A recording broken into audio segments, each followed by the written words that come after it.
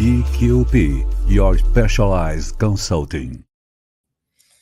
Hello, everybody. I am Aggie daSilva. I am the North American Sales Director for EQP. And as we do every month, we have a live pod where we have special guests and special people that we invite to talk about American market opportunities, and we invite to talk about business. They are leaders in their sectors. They are leaders in what they do. So it's the best way to get all the information we need required or are required for us to work with American market is talking to these people because they know a lot. They have a good understanding of the American market. We have a very first of all, in our last live iPod, or the last live pod, not iPod. Okay, iPod doesn't exist anymore. We had René Duvicot, one of our partners, and that was an incredible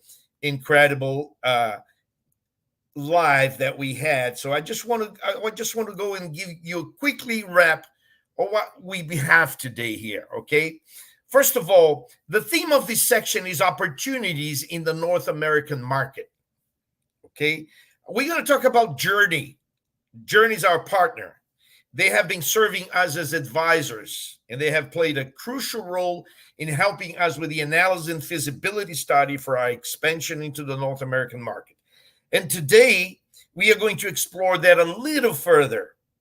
And we are pleased to have with us Eliana Gimenes, who has more than 20 years of experience in the commercial and business development areas. She has been part of Joorney business plans for 9 years as vice president for the Latin American market. Joorney is an American company that is specialized in developing support documents for the internationalization of companies seeking loans and attracting investments. Of course, she's going to tell you a little bit more about that when she's here with us. And right now, what I would do is going to tell about herself and tell about her experience. I would invite Eliana to be part of this conversation. And from now on, we are together in this. How are you doing, Eliana? Oh, I'm great. How are you doing, Aggie? Thank you so much for inviting me. I'm so happy to be here with you to help you, your clients, and the people that are listening to get to know a little bit more about this challenge that, it's transfer your company from Brazil, from any place in the world to the United States. It's not an easy task. I know it is not, right? So, Eliana, tell about yourself first. Who is Eliana? Who is this lady in front of me here right now? Our audience normally needs to know a lot about, the personal life of some of the people that, we don't have only a professional life.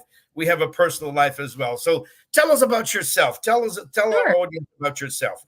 Definitely. Well, I am a mother of 3 girls, grandmother of 3 girls, and I have a dog that is only girls in this family. So can you imagine how my husband feel at this moment with this bunch of women around him? Thank God they are married and they have son-in-laws. So I gained three beautiful boys that are part of my family now. So uh, that's my personal life. It's around my family for sure, my beautiful granddaughters. And at Joorney, as you well said, I'm the vice president of Latin America, and I started with Joorney in the beginning to develop the business for their part of Latin America. Joorney is an American company. The owner is French. They came to the United States with an investor visa to help immigrants to do their immigration process. So Joorney now has two divisions, and I am responsible for both of them for the Latin American market here in the United States. Very, very good. Now, I study names, so I have a curiosity here. What are the names of your grandchildren? Oh, I have Celine, that's the oldest one. She's 6 years old. I have Livia, she's two in. Livia. Yes, and They're all the new member of the family is Myla with 4 months. Myla. They are beautiful names, I have to tell you. Yeah, they are cute. They are beautiful. And what are the name of your three children? The oldest one, Celine's mother is Melanie. Melanie, The beautiful. mother of the two other babies, Livia and Myla, is Gabriella, and I have Sarah, which is our baby. Well, 21 years old is not a baby anymore, but for us, she'll always be. You know what? By telling the name and the way you choose the name, that tells a lot about people. You know that? Yeah. It tells a lot about people. How you choose the name, your preferences for names and everything. I have studied names for many, many years, and I can tell you that the way people choose the names of their children, it tells a lot about people. But they are all beautiful names, I have to tell you. Now Mm. let's get into our subject and the main subject today. The first question I have for you, of course, we have a lot of questions that some of our audience has already sent us or has we have printed here. So I will go through these questions, but feel free to divert a little bit if you feel like it. But the first question for you is, Eliana, in your view, what are the key success factors for foreign companies looking to establish and grow in the U.S. market?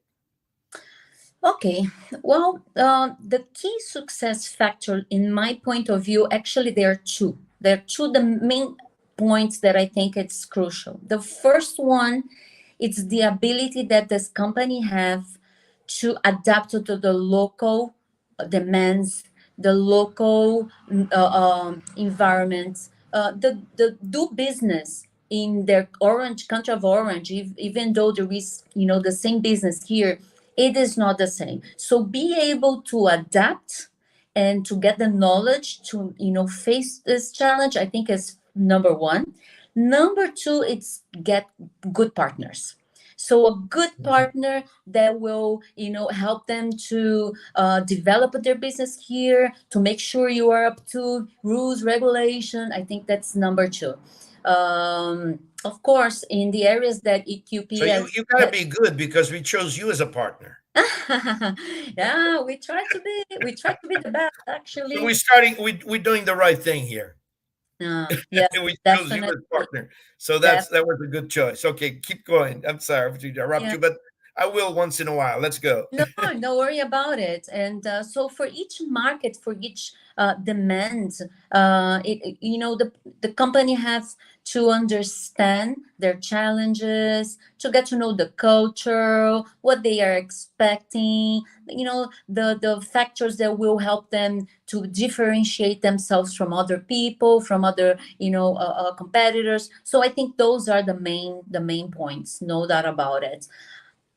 Okay, so if you have to compare these two cultures, let's say Brazilian culture on one side and the American culture on the other side, what do you think are the major differences based on your experience? I think talking about Brazilians, what I think it's the Brazilian investor that, well, they're very courageous because they go too much on the feeling. Oh, I think I have this idea, and in Brazil it happens. But when it comes to the United States, it's not enough. So people that have good ideas, good product, good business, they come to the United States, and in the United States, people think more straight, with data. They analyze more the markets. They do things more, feet on the ground, and this is what sometimes makes the Brazilian investor to take wrong decisions, because they go too much on the feeling, and they don't look right from the beginning everything that they should take in consideration before start. Or sometimes they start with too much, where they should start with a little, little by little. So it, of course, depends on the situation, but I think that's what I see the most difference. The Brazilian investor, I think they are super courageous and they go for it, and I think here people are more cautious. They do Yeah. things more, difficult. I think what you mentioned is good and important, because I think I have a good example of what we call a megalomaniac, a megalomaniac type of behavior when it deals with business and the Brazilian mentality. Do you know the Brazilian restaurant called Coco I Bambu? Coco Bamboo. Well, I use his all the time. I use his example all the time. Yeah, Exactly. Like, I'm from Orlando, and I would love to have a Coco Bamboo here in Orlando area. And every time that I talk about Coco Bamboo, I say they should have talked to me before. I would save of him course. of money. Of course. They were kind of megalomaniac, like putting all Exactly. that big building, paying a fortune for the rent or Yeah. for the leasing or something, with 500 seats or 500 seats inside the restaurant, where they should have started with 150 first. Have There the was people feel the taste of the food, and then, you know, that would probably be a more intelligent. But do you think that applies to all Latin America? Because you're the vice president for Latin America, and I I mentioned only Brazil. Do you think that I applies to the Latin American in general, the Hispanic side as well, or just I Brazilian? think so, Augie. I think so. I think it's a culture thing from Latin America. It's not only Brazilians. I see other cultures too, Argentinians and Colombians, that they come with this, idea that they are very successful in their countries and they're gonna do the same here on the same speed, and it doesn't happen like this. So I don't think it's only Brazilians, but I do work. I think I would say 70% of my business ended up coming from Brazil, so we get more stories, you know Yeah. to tell about the Brazilians. But that Coco Bamboo is a good story of a disaster, isn't it? It is definitely. If I would give him an advice, I would say don't give up, but the next time talk to me before, and I'll help you. But if they come to me, I'll say, talk to Eliana first. Tell them, talk to Eliana And, first. and by the way, you said you are in Orlando, right? I'm in the Orlando area, I actually. am in the Orlando too. So one of Oh, these days we have to really? we have to have a coffee together. Definitely. No Okay. doubt about it. Besides this interview and this conversation, I think we could give some other examples of other companies that were, that failed miserably in the United States. But let's Yeah, leave that on the side and let's move forward to the next question. for sure. How The next question for you is, how can a deep understanding of market dynamics help a company like ours, like EQP, for example, to better position in the contract management sector in the US? That's Was that a complicated question? I think No, it was okay, right? Did, yeah, did I it make was, myself clear in that question? yeah. Okay. Well, understanding market dynamics, I think is crucial for any kind of, we already established that, about talking about Coco Bamboo, and it's crucial for any company. For EQP, it's essential because it needs to tailor the services to meet the client needs, to address different kind of industries. So that's essential for them to understand the dynamic of each market. I can give you some examples if you allow me. Of course. So Go ahead. the, the EQP company deep knowledge on industries like oil and gas, agriculture, mining, give them the ability or enables the company to anticipate and address challenges. So this is something that's very good. For instance, on oil and gas industry market, you know better than me, it's volatile. Contraction management deals with changes all the time, changes in regulation. So EQP, with their experience on this market, can help the contract management process to be more effective because of this experience. But Mm-hmm. if you have, besides the experience, the knowledge of the dynamics, will contribute to a very effective operation, I would say. I think agriculture, it kind of works the same, but I think the contracts are more complex because you have to deal with farmers. So I think It's less commodity, right? yeah, so I think I would, go on the same.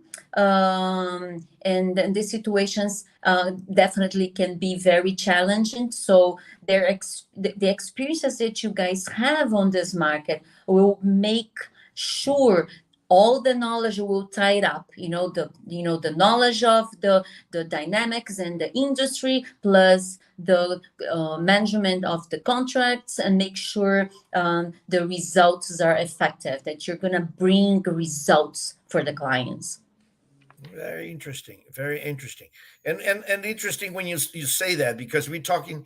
Of course, there are different contract, different management contracts, and different contracts that need to be management. And we talked about that in our previews live as well, because some people just look at the contract from a legal standpoint. It's- Exactly. and it's not only the legal standpoint that matters, but also how to manage contracts, especially when they have a lot of third parties involved. But let's go. Mhm. Let's go to the next question. So our audience has sent me a question here that I think you should be able to give us a very good light or enlightenment on that situation. What is the current state of the contract management consulting industry in the United States? Okay. Well, Joorney is a data company, so I'm going to start with some statistics. Okay. Mm-hmm, mm-hmm, Well, contract management companies, their growth is kind of steady. The companies are more in need of contract process optimization, so it's kind of steady. What I've learned about it, that since 2021, the growth of this industry is about 1.5%, reaching roughly $13 billion in 2021, and is expected to grow kind of 2.7% annually, reaching about 15 billion by 2026. So I think the companies on these sectors will continue to grow, especially because the companies wants to be more strategic. They want to optimize their processes. So it doesn't matter which kind of challenges the mm-hmm. industries they face. They need a company that will help them to make sure the contracts are fulfilled accordingly. And we have very complex contracts in the industry that EQP works. So I think that's something that will definitely push the growth of companies like EQP management contract companies. I know you have done a lot of, when you help these companies, when you support these companies and you assist those companies moving here. You mentioned some of them as well, because you already brought some subject that I was in this following question, but I think we could probably, explore it a little bit more, because when we said based on market studies that you have made, we talking about what are the key factors driving demand for contracts management service in those industries that you just mentioned, because you mentioned mining, agribusiness, and oil and gas sectors, which are exactly where we have been operating and we have been working. And how do you feel that differentiates one from the other, or are the challenges the same? You see a different challenge ahead of us because of that, or no? Well, I think they're the sectors. They're kind of you have certain regions that have more of these businesses in the United States. So they are very concentrated businesses like oil and gas and agriculture and mining. Mhm. I don't think they are too different as far as complexity between them. I think they are very complex industries. The market research, it will help the companies like yours, like EQP, to understand the challenges and what is going on and what it is a potential future encounter. So the market research for companies that work with the different kind of especially I think on these three sectors, the market research, the data within the market research, they kind of update on an annual basis. So if you do a market research about mining, 1 year it's already old. So there is always Yeah, update on. absolutely. Yes. So, I think keep up with this information definitely helps, everybody in the industry who is managing, the owner, the strategic partners to kind of work together and anticipate what's gonna happen. So I think, if I would work on any kind of, of this industry, I would always advise to update what's going on in the market.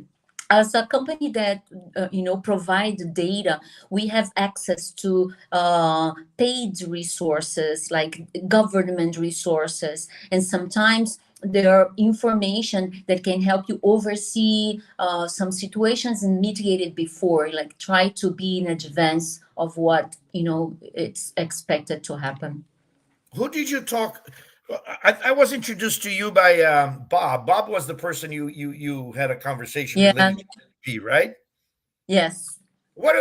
And you were called by Bob. He introduced you to me, like say she's one of our advisors. What kind of advice did you give Bob related to this? Is for us to make a decision to come to the U.S. effectively? Yeah. Well, the first thing definitely to do, well, there is two type of market research, Aggie. There Okay. is the market research where you have only data about the market, and you Mhm. have a more complex market research, what we call feasibility analysis, where Mhm. you're going to combine data with if it is feasible or not, where you should open the company, how much money do you need to open the company, what are the salaries that you're gonna have for your employees. We can go very deep on those studies. We can even go location challenges, pricing, how much I should charge for my services. So those two documents combined, it is a feasibility study, will help a company to take the right decisions to move forward here in the United States. And this is one of the things you do, right? That's exactly, exactly. Okay, very good. Now, in your opinion, of course, your opinion and probably part of your studies and whatever you've done to EQP so far, how do we stand? When you talk about the management consulting industry, if we can call it industry at this point, but we could say also management consulting type of service, given the competition in the United States, what do you think our challenges would be, number one? And what do you think are the market trends for that type of service that we provide? Okay, for me to give you very specific information, we do need to study the market before. It's very Okay. difficult for me, but I can give you an overall challenge on thinking on the side that it is a Brazilian company coming to the United States. Okay, that I can talk about a little bit, but it's specific challenges. It's kind of a profound subject that we would need to open up, and then I would say, we need to do a little bit more investigation. But one of the challenges, and I would say challenges and positive parts. Okay, the challenges for a new company to enter in the United States basically is to become to build up credibility. Okay, so and I think the good part, and that Robert is doing, it's partnership. Together, to partner with people that are already here, that have already relationships built up, to present the services to these companies.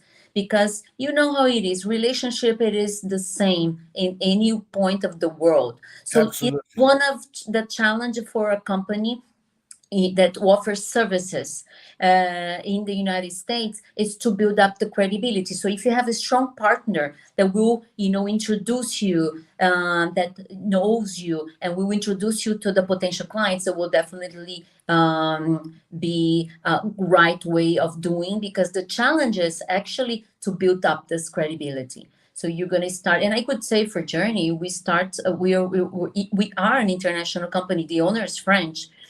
We started with 3 people, and we had to build the relationship basically with our main partners, which are the attorneys in the beginning. And the attorneys start working with us, knowing our product. And from 3 people, we are now almost 200.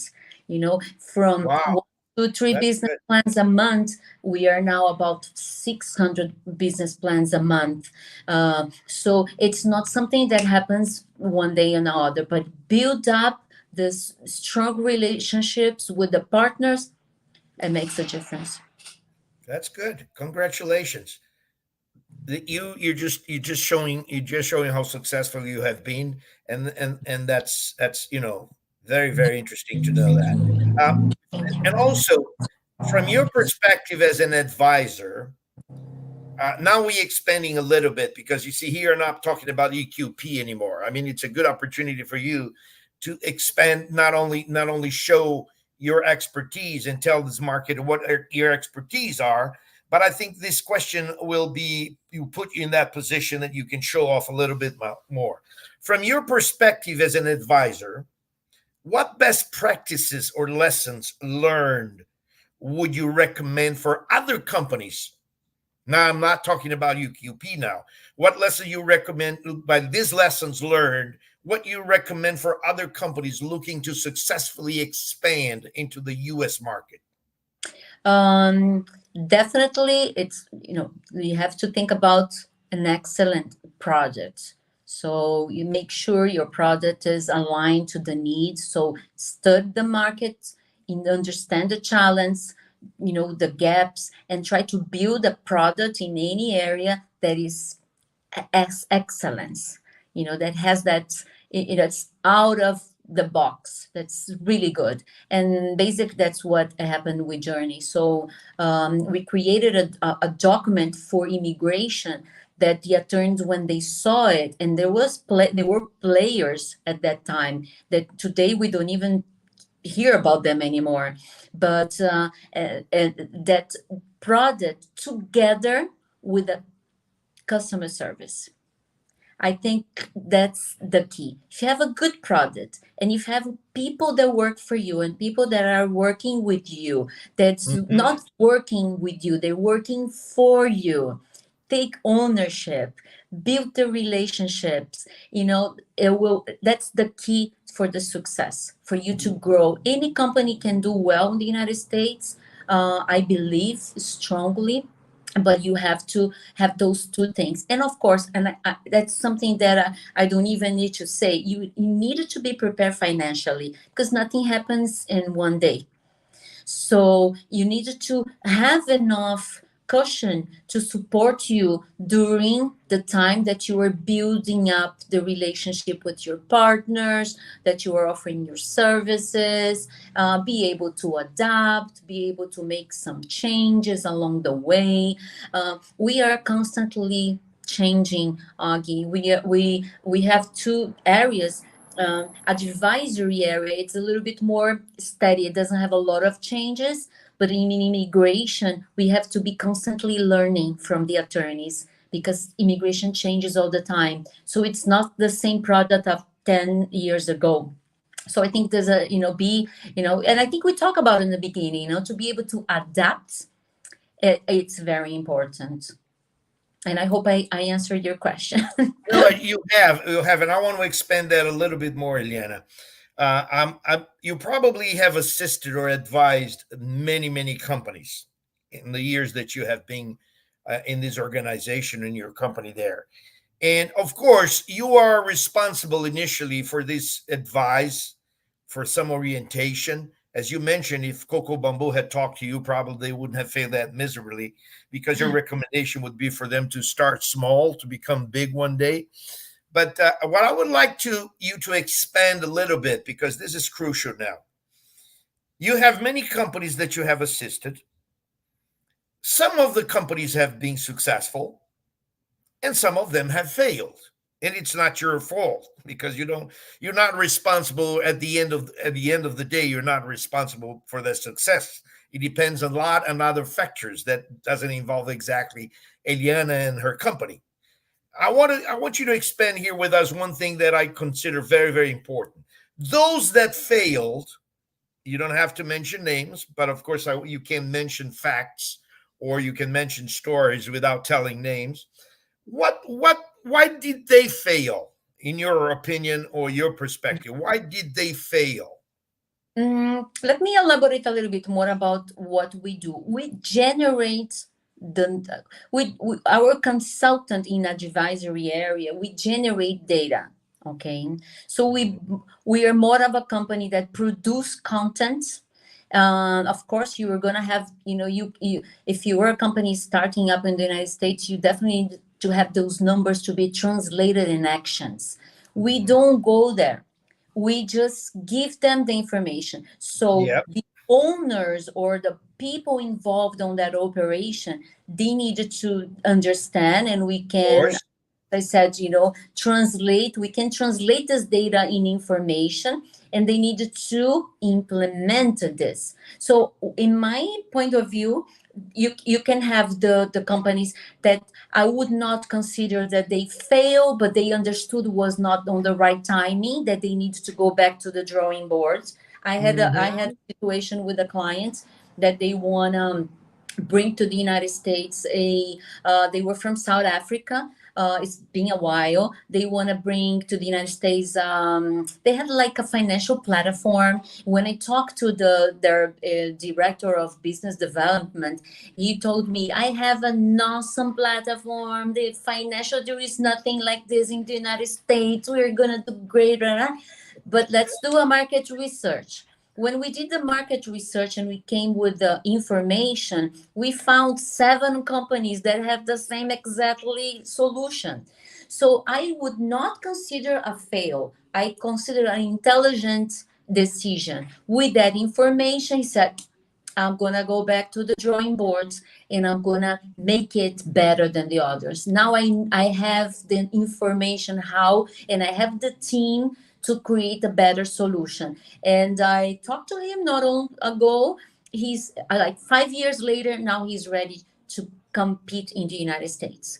So we have this kind of failure, I would say, No, this is not a failure. This is it's failure. This yeah, is it's reconsidering exactly. reconsidering the approach. But you have some that but you might have some that fail. In other words, it didn't work. It Uh, didn't go well, and they had to just go back to their country and say, you know what, we tried, but it didn't work. Yeah. We had some situations, but we were not actually the advisors on that point, but they were on the immigration sides. So people Okay. that open up small business and they fail and they actually got the visa, but they couldn't handle the living here and they had to go back to Brazil. Once we got a family that they open up like was like a barbecue, Brazilian barbecue in Orlando area. I don't remember where. It's been a while.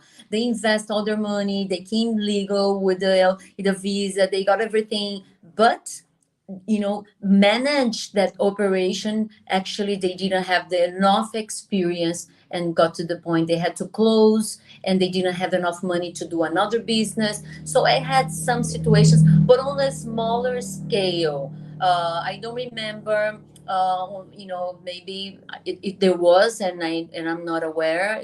Because I don't deal only with Latin America. So in the other countries, probably there was some situations that there was actually a failure, it didn't work out. But I do have some stories that people that tried and it didn't work out, unfortunately. You know the story. You know the story of Habib, right? The restaurant, the Arabic food or Lebanese food in Brazil called Yeah, Habib. That yeah, they were yeah. They're very famous in Sao Paulo. They were very all famous. over. Exactly. Do you know what happened to them? Have you know exactly what happened to them? They were trying, not trying. They would be opening some restaurants in the United States, starting in Florida, in the state of Florida, and it was exactly the moment they were just about to kick off. We had the Twin Towers attack. Oh, really? Oh my God. I didn't know this, Habibi. I didn't know that because Yeah. it's a long So time. so they suspended Um, the whole thing because the Twin Towers attack would put the Arabic world, you know, like the uh, in a a situation rejection that mode nobody wanted to have his fijas for dinner. in the United States, that nobody would like to have any sfiha for lunch or something like Um, that. yeah, That was a total disaster. I mean, so yeah. But they you just know said, another one. Do you huh? remember? I think I know another one that you probably know, the people from Girafas in São Paulo. Giraffe, yeah. They did the same. They opened like five different locations, and I think they last like 2 or 3 years. They were start closing. So that's when we were talking in the beginning. The fact that you were very successful in your country of orange, you needed to understand the complexity of the market that you are entering. And there, you were not big. You were small. You were a startup. You need to humble yourself, get an advisor, get data, get somebody to help you manage your contracts, make sure you got everything on the right track to be able, to pursue the success here in the United States. Yeah, it's interesting because one of the areas, and I was going to ask you that, you probably have. Do you have many clients in the restaurant business or in the restaurant, the food industry that are trying to move in or do some business in the United States? You probably have, right? Yeah, now it's less, much less, but like I would say 4 to 5 years ago was a lot. Now people are changing. I've been seeing more, areas like even factories, services. The services industry, I think it's growing, which I think for Brazilians it is definitely something that is nice. We do have a way of developing relationships that I think it's something that would be on the positive side for Brazilian investors in with services here in the United States. Now, one we got to have some humor at this point. What some tell us a story or something funny that happened with your experience that you think it's an interesting story to share with our audience. You might have one that you really could tell your kids or your grandchildren one day, or could Yeah, be part of your I have one. memories of your book. Tell us a story. I can tell you this story. I would never forget. Okay. Okay. A guy called me saying, Eliana, I need your help. I have this great idea. I'm from Miami. I need you to sign an NDA when I be for me to be able to meet you, because my idea is you have no, it's something different. This is And spectacular. exactly. And I have a friend, he's willing to invest with me on this. I'm gonna enter with my idea. And I said, oh my God, I have so many ideas. Who wants to invest on my idea? I don't got any friends that want to invest on my ideas. That's my ideas. He Exactly. had one. He had one that That's was incredible. Okay. yeah, he was a very successful restaurant owner in the São Paulo area. I think in areas super like high end in São Paulo. I don't remember Riviera something or Ilha Bela, but they have like very high end restaurants, and he was his friend. So I said, well, invite your friend. Let's have a meeting, and I'll present him what are the documents we need to help you, an investor business Mhm. plan, And I signed the NDA, and he came up with his idea. And when I read the idea, his idea was to open, those coxinhas. I don't know. It's like a Yeah, whole yeah. Crochet is a English. very Brazilian. It's a Yeah. very Brazilian snack, It's super Brazilian snack. He said, "I'm gonna open a manufacturer of Brazilian snacks." And I need like a 500,000. I need a $500,000 to open, and I was like, oh my god, how can I talk to this investor and tell him that he wants to open a fábrica de coxinha? It doesn't make too much of a sense. And I really don't want to, put water on his dream. Of course. My idea was like, let's do a market research. And I was since the market, you kind of have this feeling that he didn't need a $500,000 to do it. Maybe Wow. with 50 he would do well for a startup. But we did a feasibility. This investor was a very intelligent person. And he said, I like my friend, I want investor, but I need a feasibility study. And when we did the feasibility study and the analysis on the market and the risks. He called me and he said, "You knew, you knew that I was not going to do business with my friend, but you didn't want to tell him, no?"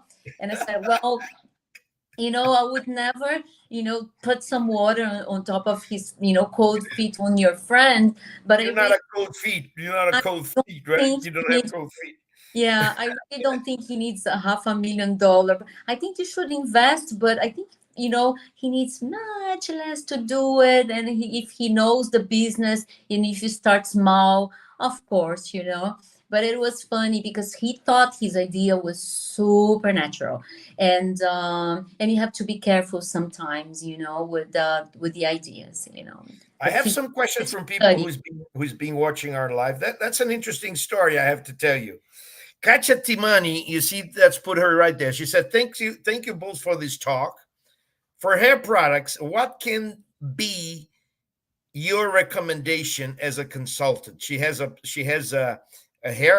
hair products, and she says here, I have it here, Mother. Says the consultant is only to open and manufacture in US, or it could be for export hair products, for example. Would you Mhm. assist her in giving her some advice? Let's say that she what I understand from her question is that she has some intention of exporting hair products to the US. Okay.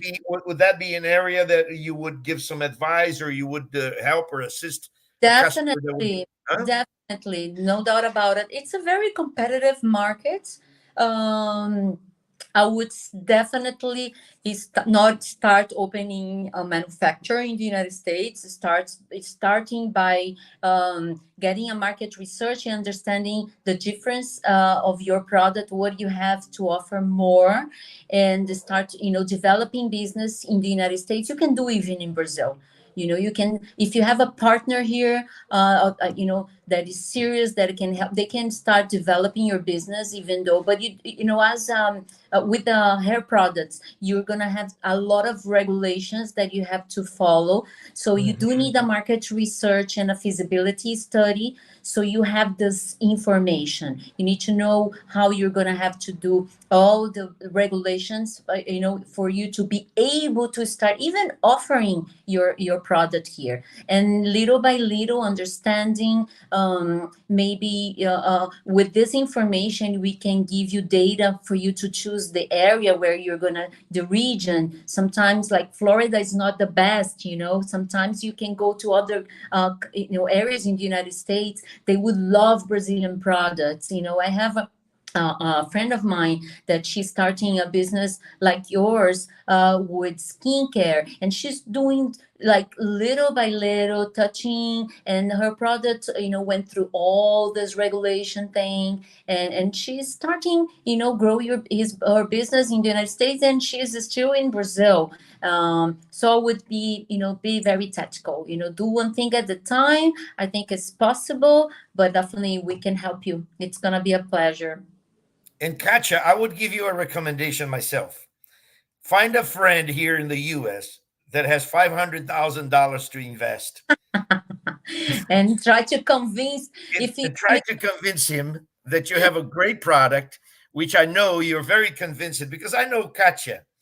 I know this Katya. I know her. She's Katya Timani. Hey Katya, how are you? Let's say hello to her because I know her. I know her. She says thank you, Katya. I know you very well. I remember you very well, and of course, I'm listening to what Eliana is telling you, and I think she's giving you a good recommendation. One of the things I think Eliana just said, it's a very competitive market. You already know that, you know.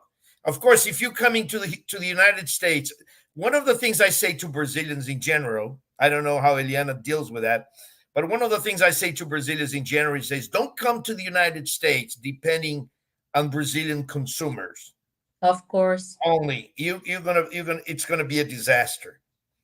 You know, that's one good of the things that advice, happened to very Coco good Bamboo as advice. well, because there were 500 seats in Coco Bamboo at Coco Bamboo, and every time I went there with my wife, every time I went there with my wife at that time, we only found Brazilians at the restaurant. So where are the Americans? Where are the Latinos? Where are the Hispanic people? So when you only see Brazilians and you depend only on the Brazilian people to consume your product, you're dead.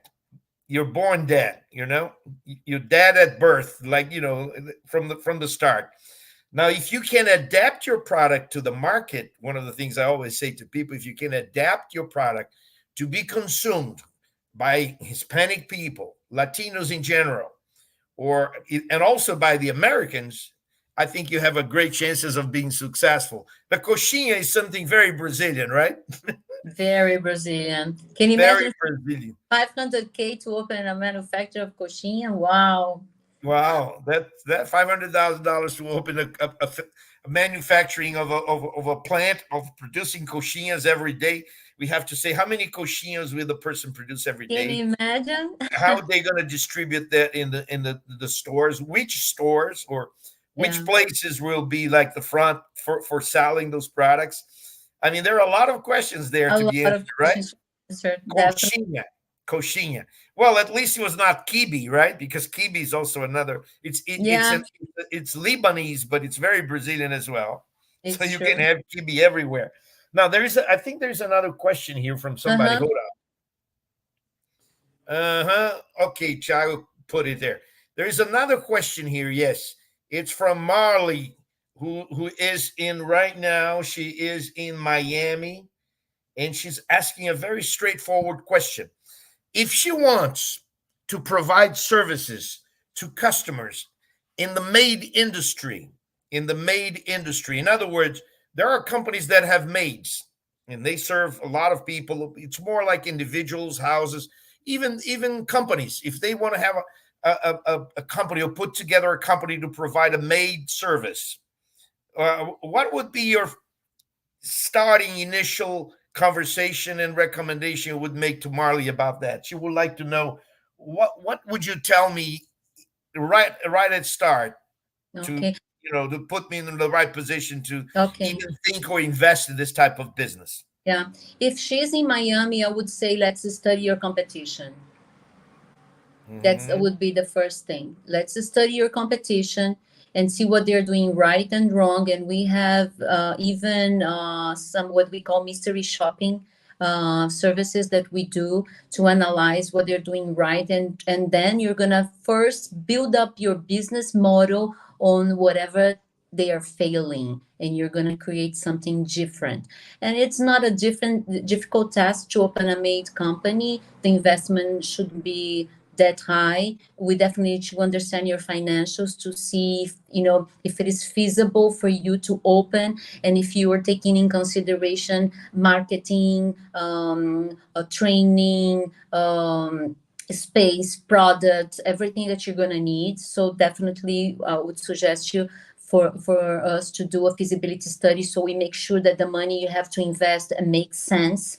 But I would start also studying your competition and try to do something different, Very to good. Thank you so much. Look, here you have in the bottom of the screen here, you have all the contacts for Eliana.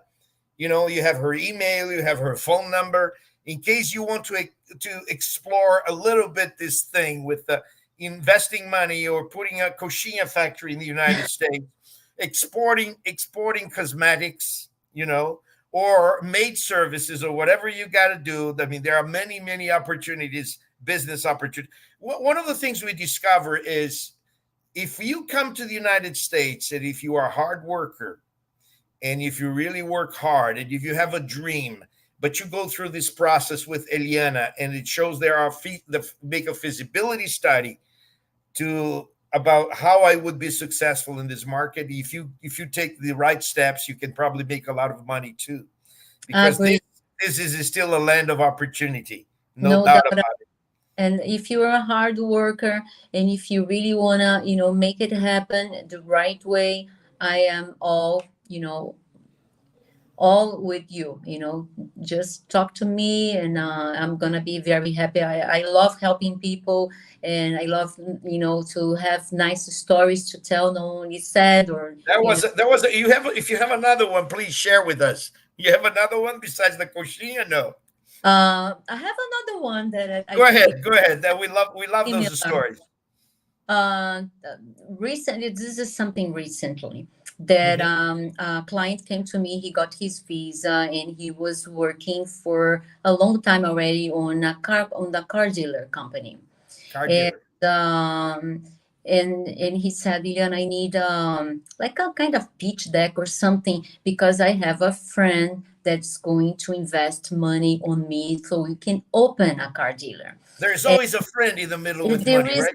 always a friend, so be careful with your friends when they say they work on the company for many years, and they want to become an owner of the same business. It's not the same. That story was not that bad because I think the friend kind of gave up because he wanted the friend to pay for the feasibility study. So I think he was like, oh, there is something wrong. But I thought was kind of a pattern, oh, I worked this long time, I know everything about cars, so I can be an owner of this car. So on the investor point of view, and he said I think the friend was going to invest $800,000 for his car dealer. uh, I think he has all the right to want to have his own company, but it's not a set price for you to put on for your friend. You want to open with me? Let's understand. Let's see how much money you really need to open. Let's see if I can help you with the knowledge that I had, not just get the money. I've seen very sad stories. I met a family that they did exactly what I told you. Came, invest all their money with a friend, and they lost everything, and not even the marriage was sustained because one start pointing fingers. It was your friend. But you have to be careful. Yeah. Be careful. It's always good to invest in the United States. It's always nice to have friends that want to invest with you, but don't take it for granted. Help your friend to do a good investment. Let's do the things right. I want to work with you. I want to help you. I want to really, I want to be very, thankful that you trust me to open the business, but let's do things right. Let's see if how much money you really need. I don't need sometimes all your money. I just need some money to start. Let's start small and grow. Mm-hmm. Okay.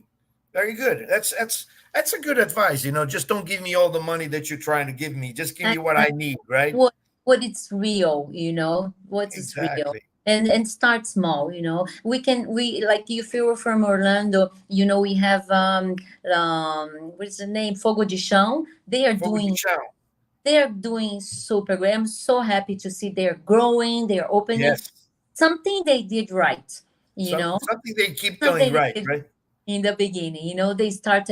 They didn't open their first store on a very fancy area, and people go, if they see a good restaurant, a good business, they don't mind driving, they don't mind going there. So sometimes the areas that are super expensive is not the best area for you, so just be careful. Exactly. Well, I like Fogo de chão. You like it too, right? I love it. Yes, when I feel like I want to have some good meat, I like to go there. Yeah, Fogo de chão is a good option. I like it too. That's good. Eliana, I had an incredible interview today. There was not even an interview. I would call it a good conversation with a brilliant woman, a brilliant person, Thank somebody who can really give you a lot of advices in to open a business in the operation in the United States, whatever it is. Again, I'm just playing with you with the stories you've told me. Whether it's a car dealer, whether it's Coxinha, it's Kibi, or it's EQP as our company trying to provide the service, the high level service that we provide in the mining agro industry, and also an oil company, which is a one of the commodities out there. But I think, Eliana, you are an interesting person. I love to have this conversation with you. And we still got 5 minutes to go. But before we go, I would like you to send a message, a final message to our audience. So what would be the that message, that key message you think would be important to drop it here right now and leave it, so that everybody can remember Eliana from now on. Make you. sure that one day they say, you know what, I think we should call that lady in Orlando there that participated in the interview with Aggie and talk to her about it. What would be your message? Okay. Well, thank you so much for the opportunity, Aggie. So once again, I think I already talked enough about what we do, about Journey, and in the services that we provide. And I love to share our story. We also start small, and we grew because of the ethical, the compromise on doing the best, and getting the best people to join. So if you really want to be successful, do things on the right path. Start with getting to know the market. Once you are sure, put in your paper your business plan, your what you have, what you're expecting. Once you start implementing, and you will have contracts, if you, depending on your operation, you're going to have complex contracts that you needed to understand, and you need to put it in place.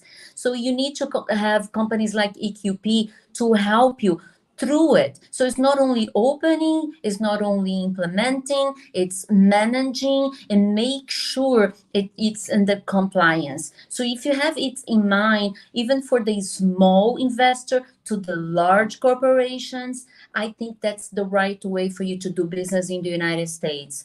I'm happy to assist. My phone is there. Call me. It's not only me. In the company, we have top advisors. We have Matt Wolf, which is the head of the advisory area. The guy has a lot of knowledge. He can help you through the whole process. He will be happy to schedule a call. If you're Brazilian, I'm gonna be on the call. Speak Portuguese. If you speak Spanish, speak Spanish too. So we're not gonna do it alone. We're gonna do it with you. Me and the team together, we can help you, and we're going to put you together with partners like EQP, for you to implement your project on the best way process, and make sure everything is going the way it's supposed to. Wow. I think that's more, it can't be clearer than that. You can't be clearer than that. Very well communication. I mean, you were very clear. I think everybody that is right now watching our live has heard. And Awesome. I would say once again, thank you very much for accepting Thank our you. invitation, for being here. And when we finish this live, don't go away, because I want to talk to you behind the curtains there when we finish this Oh, conversation, because we still got a lot of work to do. Okay. okay, awesome. Thank Eliana, thank you very, you. very much. Thank you And for inviting me, Aggie. don't forget, everybody who's being watching our live, we are on YouTube, we are on LinkedIn. Today, the presentation was on YouTube and LinkedIn. We're going to have this recorded for those people who want to watch afterwards, who did not have the time to participate in our live today, to watch the live today. But make sure you can go there, click that button, subscribe to our lives that we're doing every month. And we haven't decided the next guest yet, but we'll be informing soon our audience who's going to be our next guest for the live pod of EQP, your management or your contract management consulting company. We are specialized in that. Thank you so much for your time, and we'll see you on our next live. Cheers. Bye-bye.